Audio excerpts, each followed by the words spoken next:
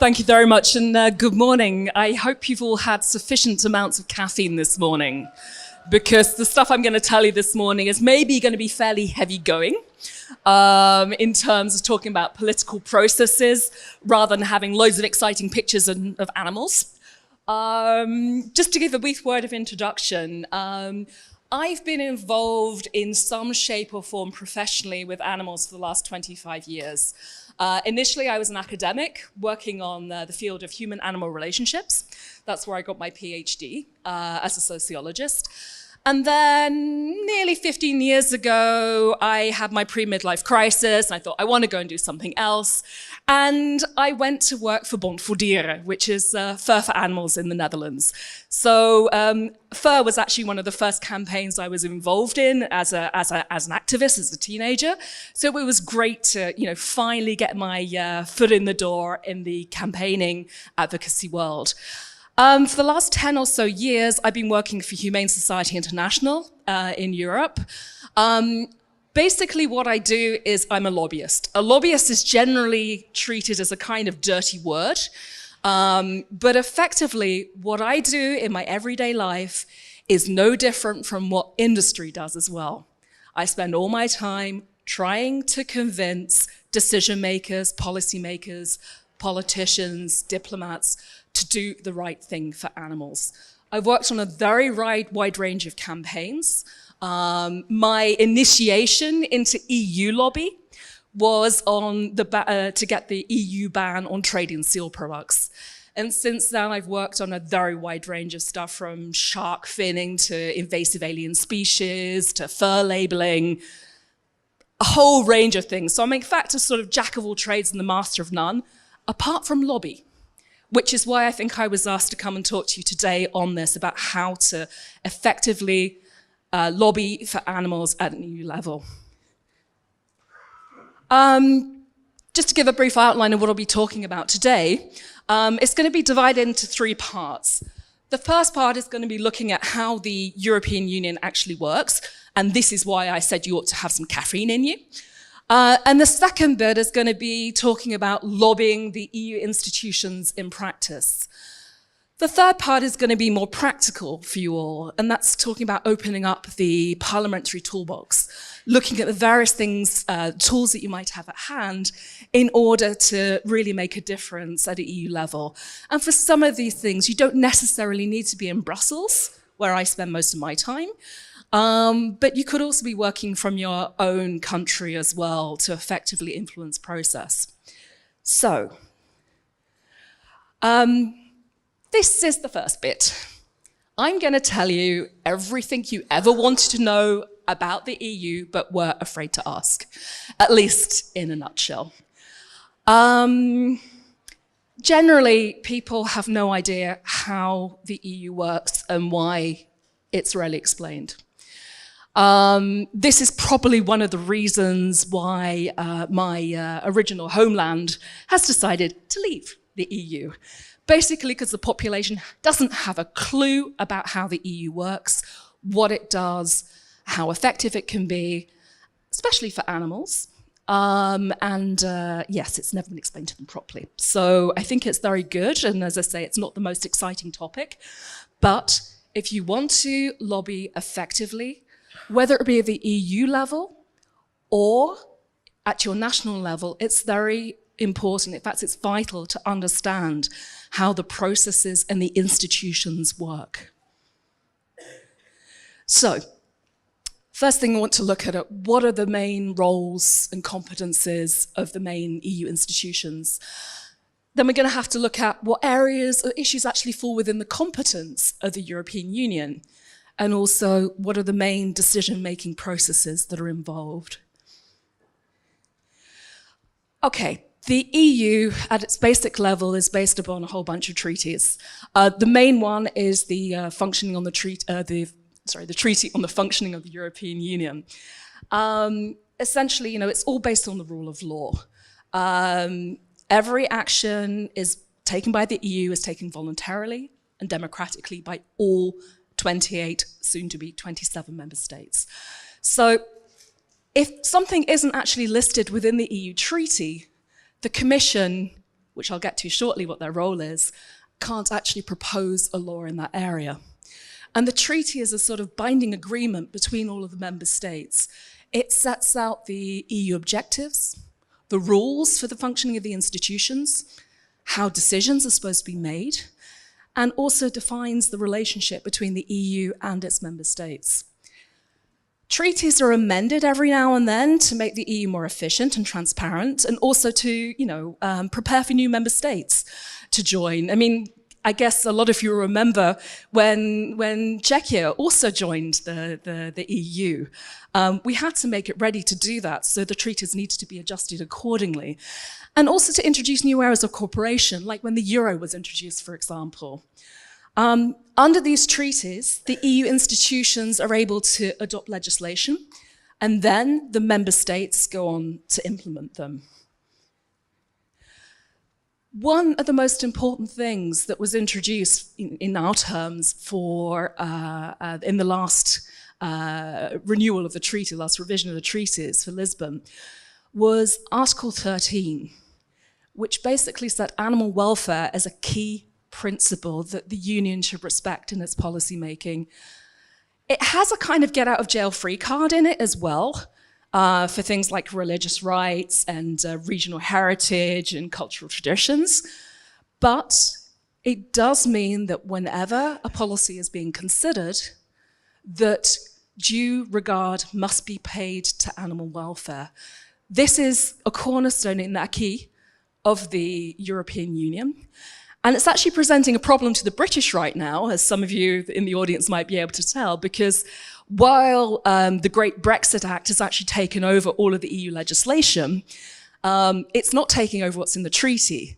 So animal sentience, which is recognised in this Article 13, hasn't been transferred to British legislation yet. And that's a very, very important thing to do, is to recognise that animals are sentient beings. That forms the basis for all moral actions towards animals and all legislation concerning animal protection. So this is where we get into real fun-packed jargon of the EU, and I'm hoping that the interpreters have also looked up these terms. Decision-making and the competences are usually based on two principles. One is called subsidiarity.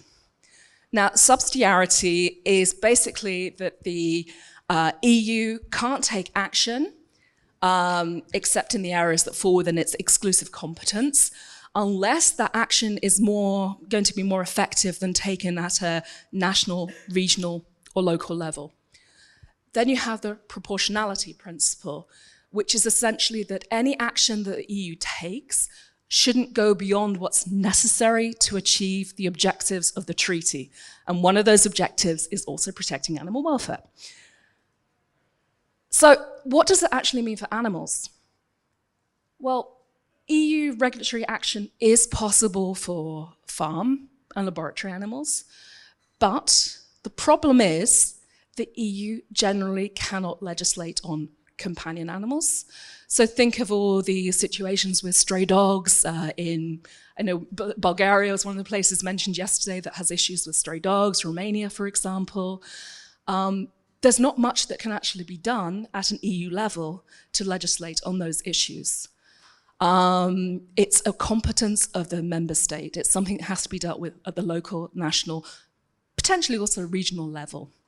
What they can do with companion animals is if it's talking about cross-border trade, if it's talking about public health, so things like protecting against rabies, then the EU can intervene, but otherwise not. Animals, or at least the welfare of animals living in the wild, is also not considered to be a competence of the EU. That's a national competence. So we can certainly protect animals and their habitats, but things like hunting, certainly hunting at a national level, that cannot be dealt with by the EU. Likewise, and this is a real headache for us, animals in sport and entertainment is also an issue that doesn't fall under the EU's remit. So when it comes to an issue like bullfighting, for example, where 3 member states are still engaged in that, so Spain, Portugal, and France, It's at a national level that has to be dealt with. The only thing that has been tried in the past is looking at subsidies from the Common Agricultural Policy. That's one way in which we can try to shut off at least some of the funding that goes towards that through the CAP. Also through rural development funds for example, they use it to restore old bull rings, for example. That's proving very difficult to deal with, but that's one of the only ways in which we can deal with that kind of issue. Okay, let's move on to the institutions, which can get quite confusing of what they actually do, but you have to know this in order to know who to speak to and when. The main function of the European Commission is to propose and to implement EU policies. They have the right of initiative on matters of community concern. So that includes things like environment, agriculture and fisheries. They're the only institution that can actually propose legislation and draft a proposal. They're also what they call the guardian of the treaties. So they're responsible for seeing that EU law is applied properly. When it comes to animals, they're obviously failing miserably. If you take, for example, the Pigs Directive, where routine docking of the pigs of tails is illegal. You can only dock pigs' tails if everything else has been tried with environmental enrichment, etc., and it's still a problem that's contrary to the welfare of the animals. However, between 95 and 99% of pigs in Europe, according to the audits carried out by the Commission themselves, are still being routinely tail docked in the traditional pig farming industry. So, we have to, if we need to figure out why and to campaign at someone, to talk to someone about application of EU law, you need to knock on the European Commission's door. In addition to these, they are executing the EU budget and they manage a whole bunch of programs. Some of them are quite relevant to us. For example, the research budgets, Horizon 2020. We've pushed in the past to get more funding for animal alternatives, for research in there, to make sure that 3Rs are properly being applicated in as many fields as possible. Life program, that's also very important for protection of species. They also are responsible for coordinating executive and management functions, and they also represent the EU in international fora. So we spend a lot of time as an international NGO lobbying the EU for things like CITES, the Convention on International Trade in Endangered Species, to see whether we can get them to make the right decisions about protecting wild animals elsewhere through that fora. So that's basically what the European Commission does. Then you have the Council of the European Union, which is also known as the Council or the Council of Ministers. Plenty of names to confuse you. This is a decision-making body that has meetings that are attended by the member state ministers. It meets in 10 different configurations. So you've got agriculture and fisheries, you've got environment, you've got things to do with employment, general affairs. And the presidency of the council is held for 6 months by one member state, and they have this rotating presidency, so they're basically in charge of everything. I believe the Czech Republic is coming up in the next couple of years, if I remember rightly. At the moment, it's Austria, and it's going to be followed by Romania in January. Decisions are prepared by a body that's called COREPER. And essentially all the decision making there is assisting by working groups from national government officials, primarily those that are working in what's called the permanent representation of Brussels. So if I need to lobby someone from the Czech government, I don't necessarily need to come all the way to Prague, even though I love coming here. I can just knock on the door in somewhere in Brussels and there'll be an attaché who I can speak to, who will be able to transmit our perspective, our concerns to the national government, and will also be participating in discussions. You shouldn't confuse the Council of the European Union with the European Council. It's basically in the same building. This is essentially an international organization. It's essentially the body that sets the overall political direction of the EU, but has no powers to actually pass any laws. It's led by its president, so at the moment that's Donald Tusk, and it comprises the national heads of state, of government, and the president of the commission. They usually meet about twice a year, and then the whole of the metro system in Brussels gets shut down because you can't get to a particular station. Yeah, they're meeting a little more frequently right now because of the whole Brexit issue. Both the European Council and the Council of the European Union must also not be confused with a third institution called the Council of Europe. Okay, this is why, I'm saying you're going to need the coffee to keep up with this.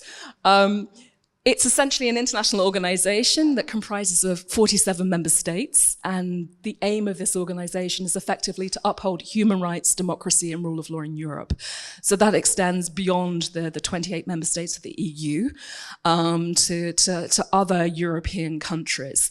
They used to do quite a bit of work on animal welfare as well. They had various different recommendations for different species, but they've actually put that work to bed recently, which is a shame. They meet in Strasbourg usually. Okay, the European Parliament. This is usually the most interesting body when it comes to lobby. It's essentially an assembly of directly elected representatives from people that have been voted on by the EU citizens themselves. It has legislative powers, which are done through what's called the ordinary legislative procedure, also known as co-decision. That was extended to the Parliament several years ago by the Lisbon Treaty to the areas of agriculture and fisheries. Usually in the past, when it came to animal welfare issues, the Parliament only had a kind of consultative role, but now they are 50% of the decision making. The Parliament also has budgetary powers, so it shares the powers with responsibilities with the Council in voting through the annual EU budget, and it also oversees the implementation of the budget. So the Parliament can actually say, hey, we think that more money should be spent on programs relating to animal alternatives, or the LIFE program, or maybe on other animal welfare initiatives, which is a good thing to actually be able to lobby them on those particular budgetary issues. The Parliament also has the power of control and supervision over EU institutions. So it approves the commissioners, through also putting parliamentary questions. They establish temporary committees or committees of inquiry, as has recently happened with glyphosate, which is a pesticide that's causing a lot of problems in the EU, politically at least. And it also gives consent on international agreements negotiated by the EU. So, how does the European Parliament actually work? At the moment, there are 750 MEPs plus the president. This number will go down to 705 after Brexit. The number of the MEPs is actually roughly proportionate to the size of the population, but no country can have fewer than 6 or more than 96 members. So Germany is the biggest, and I think Cyprus and Malta are the smallest right now. MEPs are grouped by political affiliation, not according to nationality. It's important to remember. So, for example, for the Netherlands, 2 of the main parties, the Liberal Party and another party which is called D66, they actually are together in one liberal political group where they might actually be at odds in national government, but they're actually part of the same group. And being in a group gives you access to resources, gives you the possibility of getting rapporteurships over particular files. So there are very, very big advantages to working together in that way. And at the moment, there are about, I think, 8 political groups. The Parliament is divided up in 20 committees and 2 subcommittees, each of which handle a particular area. There are also a whole bunch of delegations as well relating to other countries and other parliaments. Those committees, most of the work is looking at legislative proposals, and political groups can put forward amendments or to propose or reject a bill. And these issues are also kind of debated within the political groups. So much of the time that I spend is also looking at the committee process and trying to influence the decision-making in those processes and talking to all the political groups about what their opinion is and making sure they're also aware of what the animal welfare perspective would be. So they're basically preparing legislation. They also do other work. They give comments on communications from the Commission. They produce their own initiative reports, etc. The plenary of the Parliament, that's when all 751 of them get together. That's when MEPs will pass legislation. So they give a final vote on legislation and proposed amendments. These sessions are normally held in Strasbourg for 4 days a month, but sometimes additional sessions are also held in Brussels.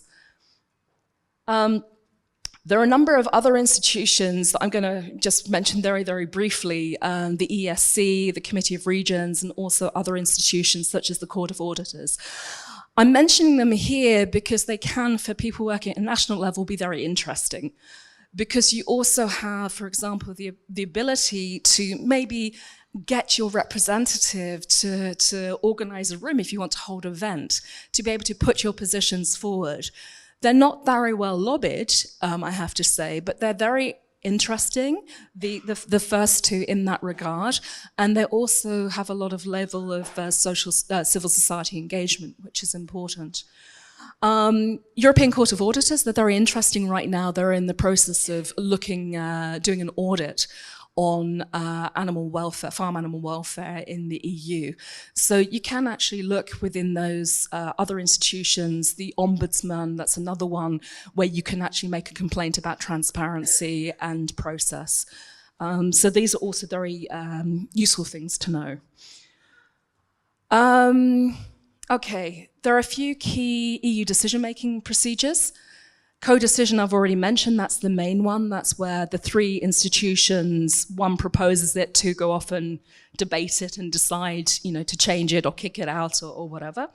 Then you have consultation procedure and consent procedure. Those two are, I think, less interesting in this regard, but you have to know that they're there.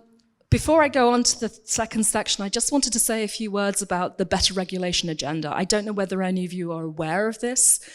In the current commission, which changes every 5 years, they have decided to pursue an agenda where they really want to have as little new legislation as possible.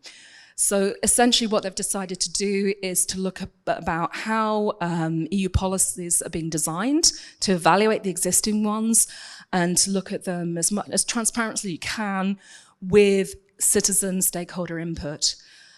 Their aims are to target legislation to have something that's no further than required, to get their objectives and to bring benefits at a minimum cost. So really they're paring it down to the very, very basics of what they're doing if it's really necessary. This is also a response to the Euroscepticism that has developed over the past years. When proposing new policies and laws, the Commission's focus is now really on the things that really need to be done by the EU and done well. So the regulatory burden is also, they're trying to keep that to a minimum for citizens, for business and public administration. But this is also the key reason why progress on animal welfare legislation has stagnated. Why we still don't have any species-specific legislation for example, for beef cattle, dairy cattle, rabbits, etc. That's largely down to the fact that they're saying, hey, we just want to make sure that legislation we have right now is being properly enforced and implemented by the member states. We don't want any more. I suspect this approach is going to be continued by the next commission, which will be appointed at the end of next year. Okay, so lobbying the EU institutions in practice. When I joined the animal protection movement as a professional rather than just as a volunteer, the one thing that I learned from my boss at the time at Bon voor Dieren was a stock phrase she always used, which translates as, who isn't strong has to be smart. So we were a very small organization and, very few people. And in fact, even in Humane Society International at the European level, for many years, it was just me working on that. So you think, big international organization. So you have to be smart in getting things done. Sometimes that means cutting corners. But it's also to do with understanding process and how to work as effectively as possible.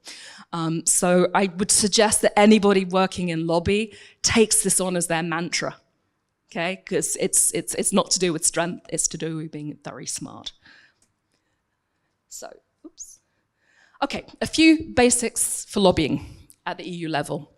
First thing, which is very important, is that you need to make sure if you want to lobby at all, even incidentally, at the EU level, that your organization is signed on to the Transparency Register.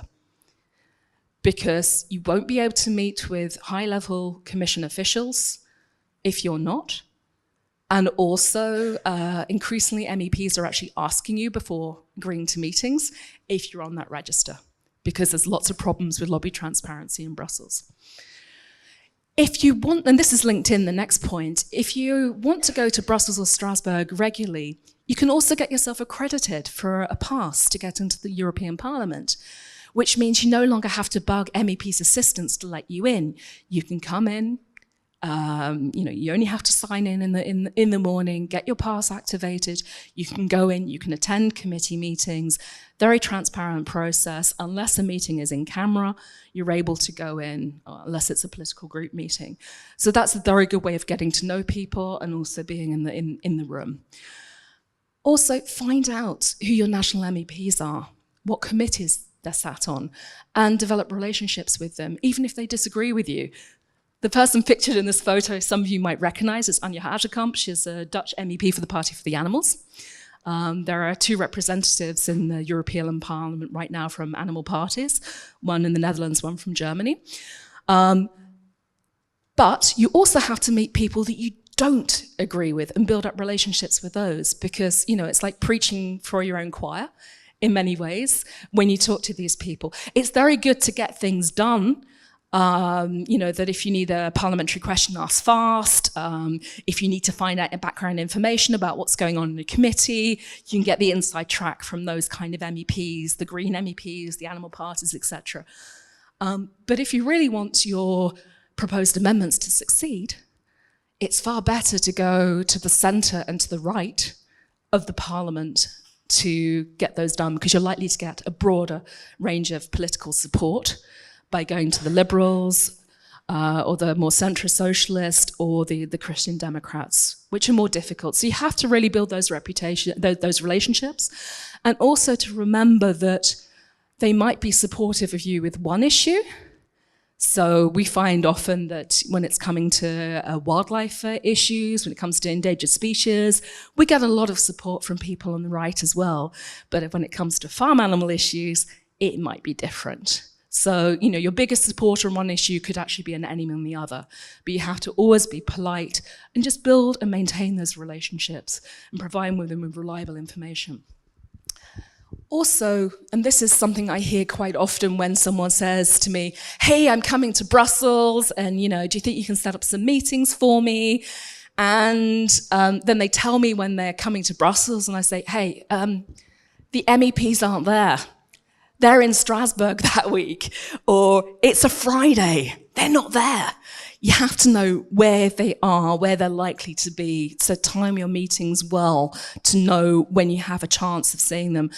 The way of doing it is just to look at the parliamentary calendar. There's a photo there, which essentially looks at, you can see during the different colour blocks, you can tell where the politicians are going to be. That's vital. Also, in lobby, just get to know the Commission desk officers as well, political group advisors and MEP's assistants that are dealing with dossiers. You don't necessarily need to meet a big politician.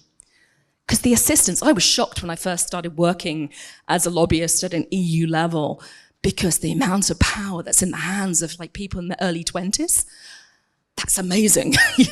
They are often the ones that are convincing their politicians, who are kind of usually my age, to take action. So you don't need to grandstand, because you can influence in other ways.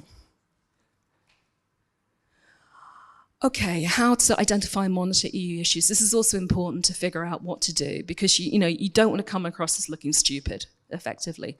So if you want to do something EU level, you have to conduct the background research on what legislation is there already, what other initiatives are there, what's already on the EU political agenda.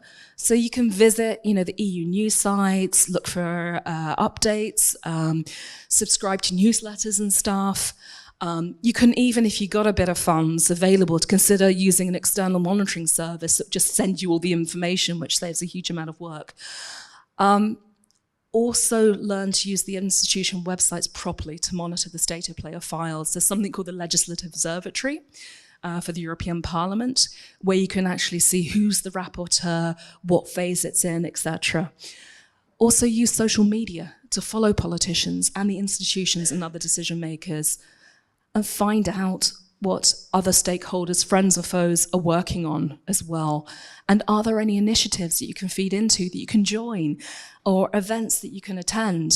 Sometimes we find that we collaborate in the strangest ways. We have a crisis right now that's going on with a file that none of the animal and environment organizations knew about until last week, and it's to do with business-to-business practices. And suddenly we're there in meetings with the retailers, saying how we can work together to prevent disaster, essentially. Stakeholder mapping is something, and these are things I'm now going to talk about that are also relevant at national level as well. You really have to identify a balance of power, cleavages, common interests between who are the stakeholders, who's important to me, who has a vested interest in this issue, who's going to be my foe, who is going to be my friend, who is going to be neutral on these issues. Identify, in doing this, priority targets, both at a political and a technical level. There are all sorts of people that are involved in files that, they don't make the political decision, but they're in charge of the content, and you can influence them too. As I say, find out who your allies are and who your foes are, and formulate your lobby plan on that basis, and seek coalition partners, because, united we stand, divided we fall. The best way of doing something is show a united front.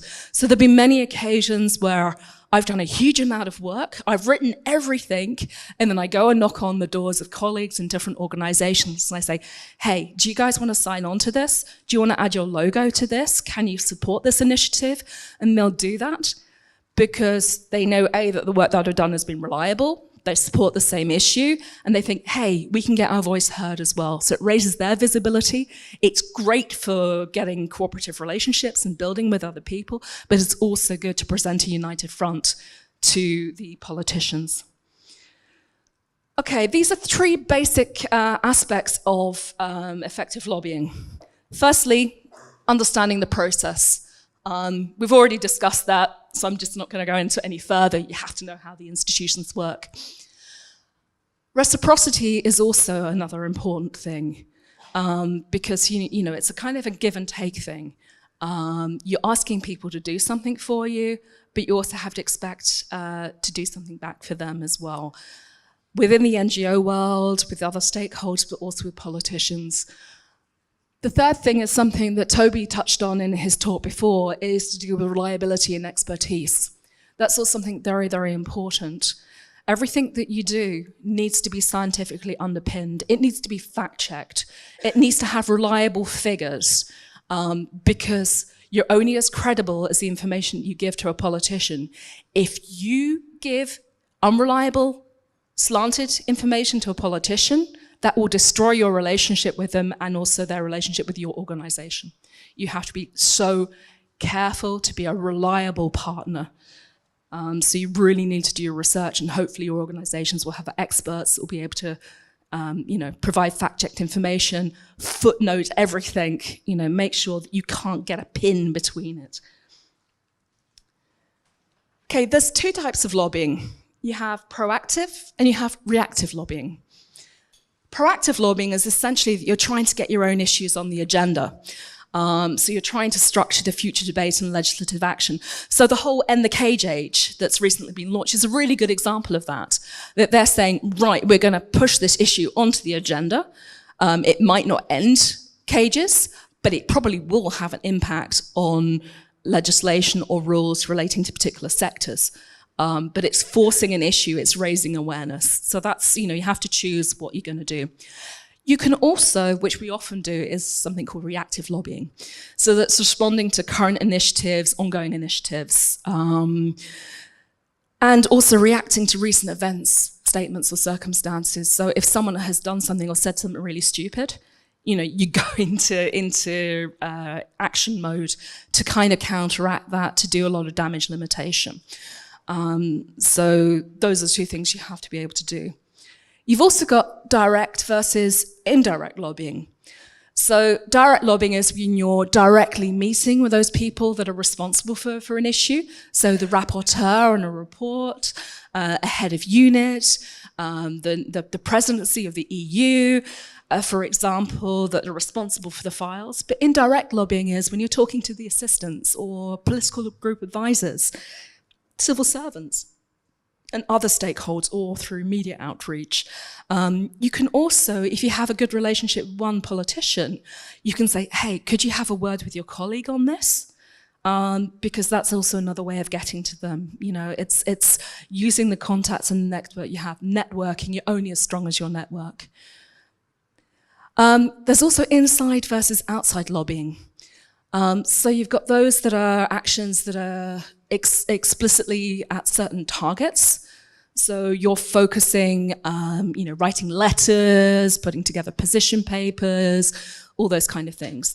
And then there's outside lobbying, which are the actions that are directed at a broader audience. So it's really raising social awareness through things you put out on social media, on your website, petitions, seminars, all that kind of stuff. Those are all kind of important things that you can combine. It's usually a mixture of the two when you're doing this kind of work. The thing that you really have to ask, and I guess this also goes back to what's been talked about in campaigning more generally, is what do you actually want to achieve? So like you think, okay, I want to end, the sale of foie gras, for example. How do you do that? Is it through legislative action? Is it by amending the existing legislation? Is it by ensuring that the legislation that's already there is being properly implemented and enforced? Or is it just simply getting an issue on a political agenda, something that's just not being discussed at all right now? Or getting them to make a political statement on an issue, to get them to, produce a parliament position on a particular thing? Or is it that you want to, influence EU policy action on a non-legislative area? We've had that fairly recently, looking at the issue of wildlife trafficking, to get them to put together an action plan of all sorts of actions that aren't necessarily legislative, but they're committing funds to action. So that's a possibility. Or something completely different, but you have to decide what you want to do to determine your strategy of how to deal with the institutions. And I'll get back to, with the toolbox shortly, and hopefully I'll have enough time for that. So basically, define your objectives clearly. What do you concretely want to change? How realistic is your goal? What objectives do you actually consider to be non-negotiable? When we worked, for example, on getting the ban on trade in seal products, we had a huge amount of problems with the, Canada and Norway and Sweden and Finland and Denmark were a major pain in the behind with those things. And of course, we wanted to ban the products for the commercial seal trade. The only way in which we ended up getting the legislation through was to allow a derogation, so that's an exception, for the products of small-scale hunts from non-commercial hunts. The hunts, there are about 100 to 300 seals a year that are being killed in Sweden and Finland for non-commercial reasons. Now, we're not happy about that, but did we want to forfeit legislation that could stop placing on the market from the Canadian and Namibian hunts? We knew that wasn't going to hold water legally. It went through. it got challenged at the WTO, and that derogation got kicked out. So we kind of, back to status quo with that. But we had to think, okay, what can we sacrifice? What are we prepared to do to make sure that legislation goes through? And sometimes you have to make compromises that you're not happy with. Sometimes that's the only way in which you can get something through. Hold on. You also need to aim high. But you also need to have a degree of flexibility to negotiate and accept a lemon position. And you also got to make sure you don't end up shooting yourself in your own foot. Because, you got a risk of losing everything if you're too rigid. Contacts, networking, as I said, is very important. Participate in the relevant stakeholder events, identify common interests, even people that could be apparent enemies, and follow up on the contacts you make. The worst thing you can do is to have a really good conversation with someone and then, that's it, they're gone, that you don't say, hey, I'm here, nice to have met you. Sending thank you notes is really, really helpful. And be prepared to share information and knowledge to strengthen your network. Reciprocity is incredibly important. Don't just keep it to yourself. Of course, we all have, as individual organizations, an interest in fundraising, in making sure that we're the ones that get on the agenda, but ultimately, we're in it for the animals. So it's not so much that, we necessarily need to get our name up in lights. It's great if it happens, but together with our colleagues, and also giving credit where credit's due. That's also one way in which you can avoid upsetting your colleagues as well. And get yourself known. If you're going to work at a Brussels level, get yourself known in Brussels circles, especially as a reliable source of information and expertise. So, prepare your messaging well. Be the purveyor of reliable, science-based, legally and economically well underpinned information. Tailor your briefing notes to specific recipients. The worst thing I have seen with my fellow animal organizations is that they'll produce one briefing at the beginning of a process. And then you move on and all sorts of arguments come up and things that may be relevant at the start aren't as relevant later. And so it can be a lot of cut and paste work, but think about who the committee is. So don't just constantly send out the same document. Change that document, adapt it, change the messaging, top and tail it, put a different, introduction. The body of the text might actually still be the same, but it has to speak directly to the people you're dealing with. Don't be lazy on that because it really does make a difference. Avoid the use of technical jargon as much as possible and pay attention to presentation and readability. I'm a really big fan of white space. White space in between, short paragraphs that someone can scan. Even when you send an email to someone, sometimes you get this huge block of text and you need to read right the way down to the bottom for the ask. Keep it short or highlight something that's important. People are busy. They need to be able to scan and see what you want, why, and when. That's the way you get people to respond to you, not by having a whole story. You can always put background information in an attachment, and hopefully they'll read it. So keep things as brief as possible. They're busy people, They also have short attention spans quite often as well. And again, where possible, work together in coalitions to get a common united position. Again, white space, that's kind of briefing materials we gave during the SEAL campaign. That's the only photo I could find in my collection. It's a long time ago. But that shows the kind of well laid out, attractive materials. So, just to summarize, understanding processes and timing is everything. Know who to speak to and when. We always saw people years ago when you were still able to do it, politicians going in to vote on something and people trying to thrust briefings into their hands. That's too late. They needed to know that information several days before. If you want to tell them which amendment to work for, to vote for, you might be there, dressed in a seal costume or something, and they'll think, oh, yes, we have to do something on that. But, be realistic. Know when you're going to influence the process and not far too late.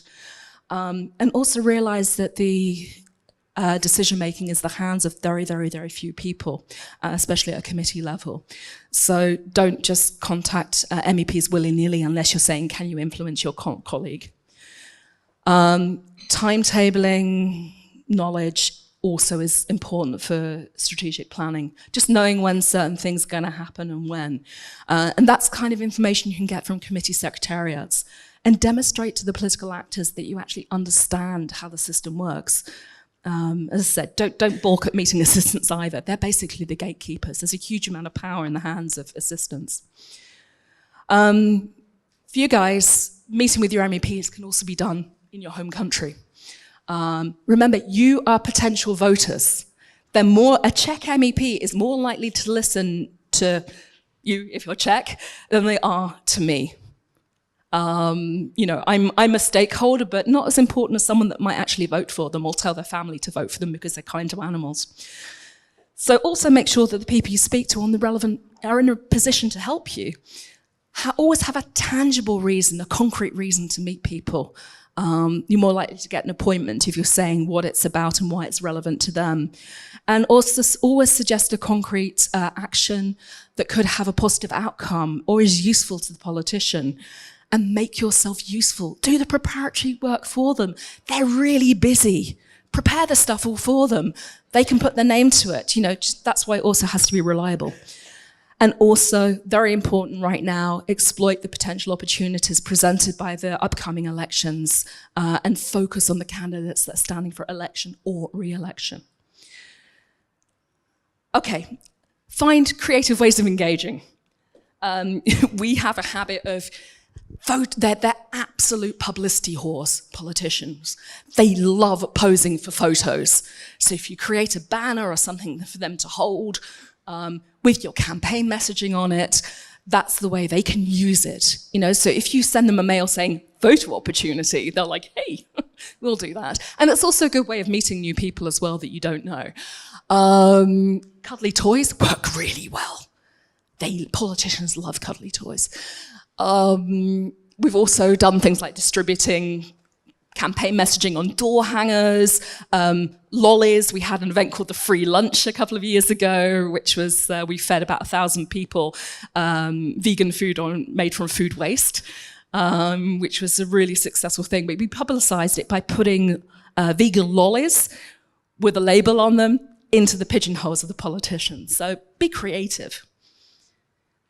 Okay, I've probably only got about 5 minutes left now. Okay. Parliamentary toolbox. I'm going to have to whiz through this really, really, really quickly. So you've got basically legislative activities and non-legislative activities.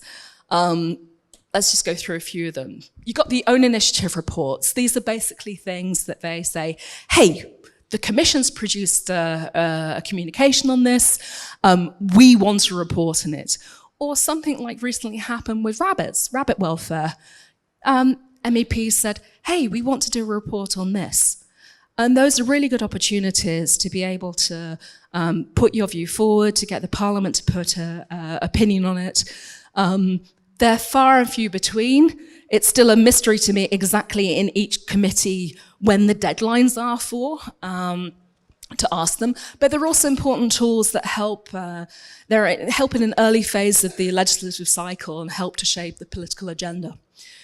So yeah, they're an opportunity for essentially for MEPs to explore issues that are of interest to them as well. Then you've got motions for resolution. They can be in a whole wide range of subjects, and any member can table them. So we've recently had one on Japanese whaling, and one on Norwegian whaling actually as well. There've also been, stuff relating to more broadly on animal welfare and pig welfare, for example. Also, see a picture of elephants I've added there. That was related to stuff on wildlife trade. We got a resolution. We asked for resolutions on decision-making on CITES, for example. So, you have to be very careful of supplying text for these because they're very sensitive about the influence of lobbyists. But they're a good tool to get issues on an issue and, to call for political action. Parliamentary questions, these are things you can do from home. Ask an MEP to put a question down. on an issue that's of relevance. And it's a good way of getting the European Commission to give an answer, to get them to go on record. Their answer, they're trained in evasiveness, but you can get an answer, and it also gives the possibility of following up on those answers. So they're a great tool. You have two kinds. You have oral questions, which are more complicated, and questions for written answer. So those are also ones you can use. 1-minute speeches, again, you can ask your favorite politician if they can talk for 1 minute on your subject. It's a good tool to have that, they might be doing it at 11 o'clock at night in a plenary session, but, that will be on camera and, they can say they've spoken on something and you can say that's been discussed in the Parliament. Parliamentary petitions. Don't have too high expectations of these because effectively the Parliament doesn't have that much power in this, but if anybody, any citizen can petition the Parliament, it's a good way of getting an issue on the agenda. You have to lobby the politicians to get them to turn up to the meetings as well to discuss things, but it's a good way of actually being invited to the Parliament, speaking in a mini hearing, getting the Commission to respond, and a way of generating debate. And sometimes it can actually lead to other action. We've had a petition together with Compassion in World Farming, which we handed in 2013. It's still ongoing on mutilations of pigs, failure to implement the Pigs Directive. And that's keeping the discussion going. It comes up periodically. We get invited to talk, etc. European Citizens Initiative, as you all know, one has been recently launched, which is absolutely fantastic. How far it will get is a good question. Personally, I think it's going to not necessarily end the cage age completely, but it will hopefully inspire the Commission to take some action in some shape or form. In a session on the first day, someone said, yes, we've got to have a ECI to ban fur farming. And I said, strategically, that's a really bad idea. You have to be really careful what you're asking for because the Commission isn't obliged to take action and they may actually come with something that you're not happy with. So I think that the organisations involved in End the Cage Age are likely going to be very happy if some measures are proposed, for example, for rabbit welfare. But if you're proposing a ban of fur farming, they could say, oh, well, we'll put down legislative rules on keeping fur animals, and that legitimates the practice. So be careful what you ask for. Make sure it's really, really, really well worded, and that's a sufficient social support. The cage age has been, I think, is going to be a great one for this. There was one on animal testing a few years ago, which was really badly worded, and that I think caused a lot of upset and problems with people that could actually have been our supporters as well. Anyway, I won't go into the details of how that's done. Parliamentary intergroups, they're basically configurations of politicians that from different spectrum, part of the political spectrum, they get together and discuss issues. We have one on animal welfare. But it's a good thing to get them to send letters, for example, if you're concerned about something, to engage with them in that way. They have sessions also in Strasbourg where you can, also maybe be a speaker if you contact their organisation. MEP-sponsored events, I think. Okay, nearly my last one. This is something that's important, certainly for those of you that are outside Brussels. You can get an MEP to organise an event for you. You'll need to also put a significant amount of input into yourself, but it is a way in which you can also, engage with your national MEP and get them to give access to get them to put the agenda on the map. And it's good to be able to say that you held an event in the European Parliament as well. Who's in the room is actually more important than how many people are in the room when it comes to this. Okay, finally. You're going to say to me, we're not in Brussels, why is this all relevant to us? Basically, many of the political decisions that concern and impact animal protection are made at an EU level. And the Commission also oversees the application of EU law. The member state governments, MEPs, national politicians, they also influence EU policy debates and decision making. And local stakeholders are very important to influence decision-making about EU issues at a national level. Politicians are more receptive to listening to the concerns and interests of their own voters, their own constituents at a national level. So building a groundswell of support for animal protection issues in our member states is also helpful for those of us working in Brussels to gain more traction at an EU level. So, you know, anytime we have something, it's fantastic if we can get local national organizations to also write to their government and say, hey, why aren't you supporting this? So, you know, working together at that inter-EU level is so important. And I'm going to have to leave it there. Thank you so much for your attention.